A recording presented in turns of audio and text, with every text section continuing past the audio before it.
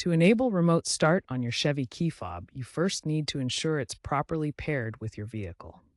The pairing process varies slightly depending on the Chevy model and year. A common method involves using the vehicle's driver information center. To access it, typically you'll use the buttons on your steering wheel. Navigate to the remote start or key fob settings within the DDC menu. Follow the on-screen prompts to initiate the pairing process. This may involve pressing a specific combination of buttons on the key fob, such as lock and unlock simultaneously. If the DIC method doesn't work, consult your owner's manual for specific pairing instructions for your Chevy model. Some models might require a diagnostic tool for key fob programming, which would necessitate a visit to a dealership or qualified mechanic.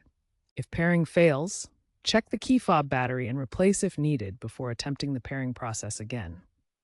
A weak battery can prevent the fob from transmitting signals effectively. Once your key fob is paired, access the driver information center using the steering wheel controls. Navigate to the remote start setting, typically found under Vehicle Settings or Comfort and Convenience. Set the remote start to on or enabled. Check conditions. Ensure hood is securely latched. Check engine light must be off.